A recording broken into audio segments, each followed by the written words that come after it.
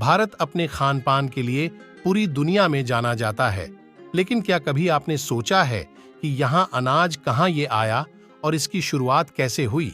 भारत अपनी पाक संस्कृति के लिए पूरी दुनिया में जाना जाता है। यहाँ का खान पान और यहाँ के मसालों का स्वाद पूरी दुनिया में मशहूर है। कई देशों से लोग यहाँ व्यंजनों का स्वाद चखने के लिए आते हैं, लेकिन क्या आपने कभी सोचा है कि थाली में परोसे जाने वाले इन व्यंजनों का इतिहास क्या है और भारत में खाना पकाने की प्रक्रिया कैसे शुरू हुई?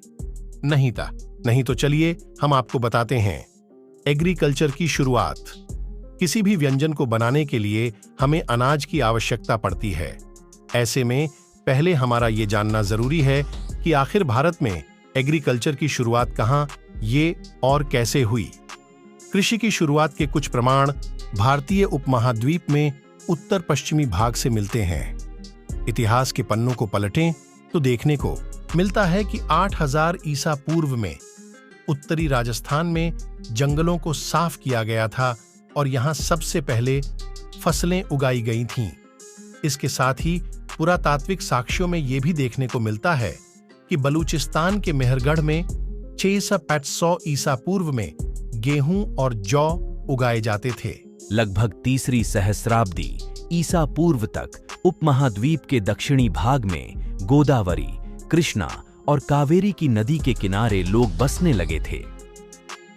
साक्ष्य के रूप में यहाँ मिले कुछ कटोरे और बर्तन बताते हैं कि इस अवधि के दौरान यहाँ लोगों ने दलिया और दलिया जैसा भोजन खाना शुरू कर दिया था। सिंधु घाटी सभ्यता 3000-2000 ईसा पूर्व या हडप्पा सभ्यता पंजाब और सिंध की उपजाऊ नदियों के साथ उभरी।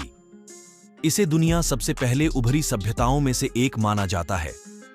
पुरातात्विक साक्ष्य बताते हैं कि इस अवधि के दौरान खेती की जाने वाली फसलों की संख्या में विविधता देखने को मिलती थी। इस अवधि में गेहूं, जौ, मसूर, मटर और तिल जैसी फसलें उगाई जाने लगी थीं। हालांकि रोटी का चलन पहले ही शुरू हो चुका था और चावल भी खाया जाता था। जुताई के लिए खुरचनी का होता था इस्तेमाल।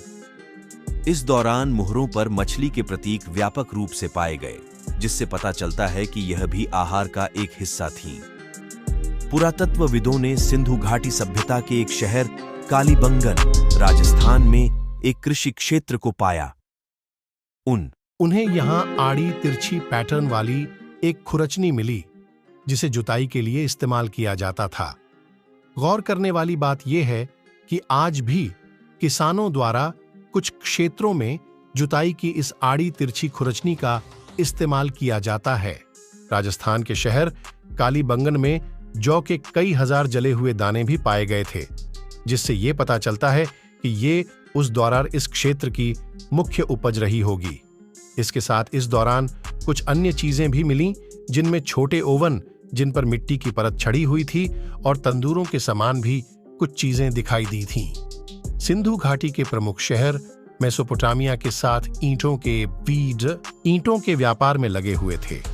मेसोपोटामिया के पाक कला के चलते विशेष रूप से रोटी और मांस पकाने के मामले में हड़प्पा शहरों की यात्रा करते थे।